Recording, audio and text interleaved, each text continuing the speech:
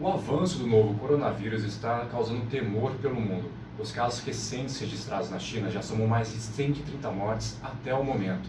O surto da doença já atinge 4 continentes e as autoridades correm contra o tempo na busca por um medicamento que atue contra o vírus, entre outras medidas sanitárias. Mas o que é o coronavírus? Quais são os sintomas e principalmente como ele é transmitido? O Jornal Cidade buscou respostas junto à infectologista Suzy Barrett, da Fundação Municipal de Saúde de Rio Claro, que esclarece mais informações sobre esse assunto. Confira na reportagem. Coronavírus já é um vírus conhecido nosso, é um vírus que causa especialmente quadros de resfriados, tanto em seres humanos quanto em animais.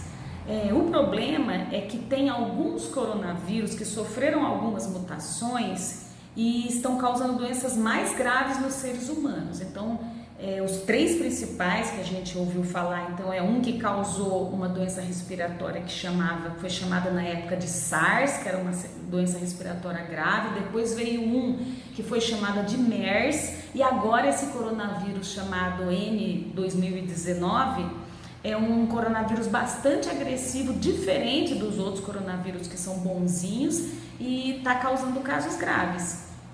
E quais são os seus sintomas? Eles podem ser confundidos com os de outra doença?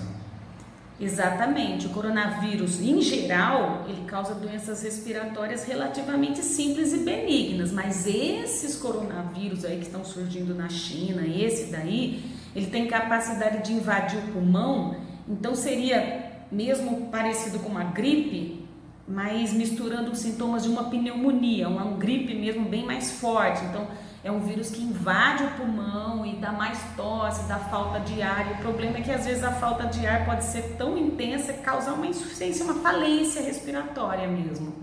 E como é a sua transmissão entre as pessoas? É um vírus que ele é transmitido, esse vírus já foi comprovado que ele é transmitido de pessoa para pessoa, e quando isso acontece através de secreções respiratórias. Então, ou muito de perto, você está perto de uma pessoa que está tossindo ou que está espirrando, ou se essa pessoa está com coronavírus, esse coronavírus, e acaba colocando a mão nas secreções, no catarro, e colocando em algum lugar, e você coloca as mãos sobre aquilo e leva na sua boca ou nos seus olhos, você adquire esse vírus também. E desses casos em que houve mortes, foi passado de animais silvestres para o homem? Tem essa informação ou está em estudo ainda? Isso tem a ver com a origem desses coronavírus mutantes, esses mais agressivos, então, porque a gente está acostumado a lidar com coronavírus, mas coronavírus mais tranquilos, e o nosso sistema de defesa já sabe como lidar com eles. Aí, de repente, o que se tem a hipótese que eles têm mercados onde eles vendem animais vivos, mercados animais aquáticos, cobras, e a cobra dessa vez está sendo a maior culpada, né? Que tem o coronavírus da cobra, que causa doença na cobra, mas ele conseguiu ter uma mutação e a partir daí ele conseguiu atingir e infectar os seres humanos. E quando ele chegou para os seres humanos, ele trouxe mutações diferentes que o nosso sistema de defesa não está acostumado, e mutações que tornam o vírus mais agressivo, essa capacidade de invadir não somente essa região, mas invadir os pulmões. E esse coronavírus, ele sobrevive fora do organismo vivo? Ele pode contaminar até objetos, por exemplo, ou não? Só por algumas horas e só se tiver um ambiente úmido. Então, não existe sobrevivência se o lugar estiver seco. Então, se tiver secreções durante algumas horas, se a secreção estiver lá úmida, mantendo o vírus bem, ele vai continuar sendo vivo, viável. Caso contrário, a gente não tem quanto tempo ainda certo, mas não vai ser uma sobrevida longa do vírus, não. E por que ele é letal em alguns casos? Justamente porque ele tem essa capacidade de invadir os tecidos pulmonares internos, né? Ele não só fica nessa região, ele invade o pulmão, e porque o nosso sistema de defesa não está preparado para essas mutações, não está acostumado. Então ele destrói o tecido pulmonar e a pessoa pode ter uma falência respiratória. E há algum grupo mais suscetível a ele? Exatamente, os casos agora que estão sendo reportados, o maior número de mortes está acontecendo entre idosos e pessoas que têm alguma doença já. E é possível se proteger contra o coronavírus de alguma forma? Em geral, né, o coronavírus bonzinho, que é o causador de resfriados, assim como tem outros vírus causadores de resfriados, o rinovírus, tem o vírus influenza também que causa gripe. Todos esses vírus a gente se protege com regras de higiene, né? Então são higiene, assim, higienizar frequentemente as mãos, evitar lugares fechados, principalmente se tem pessoas tossindo ou espirrando, porque eles são transmitidos por secreções respiratórias, né? Se alguém está doente, a pessoa usar a máscara para não, ou usar o lenço para quando tosse e espirra, não estar espalhando os vírus no ar. A pessoa que está doente, na verdade, ela deveria ficar em resguardo, mais dentro de casa, para ela não espalhar, né, os vírus respiratórios em geral. E também tendo uma boa vida, no sentido de ter uma alimentação correta, dormir bem, uma alimentação variada. Quanto melhor você estiver, mais o seu sistema imunológico pode estar resistindo a qualquer doença. E para quem for viajar nesse período de crise nos países onde há confirmação da doença, qual que é a orientação? O ideal seria ver quantos casos, como que está a situação dessa doença nesses países, né? Porque tem alguns países que têm casos já esporádicos, que estão isolados, que eu acredito que não interfira, dependendo para onde você vai. Agora, tem alguns países que os casos já são inúmeros. A China, por exemplo, é um país que talvez fosse melhor a gente evitar viagens para a China ou para países onde tem um número expressivo de casos.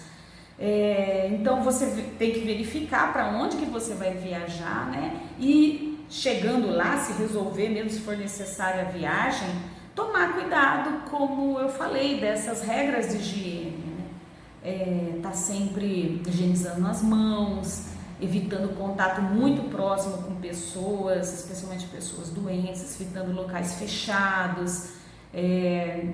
Tem até o recurso de se utilizar máscara, se você vai em algum lugar onde sabe que o vírus está circulando. Mesmo a gente vê, às vezes, reportagens aí do pessoal no Japão, eles são bastante disciplinados, isso a gente vê o pessoal de máscara na rua. Então seria um recurso também, se vai para um lugar onde está o vírus, você utilizar a máscara.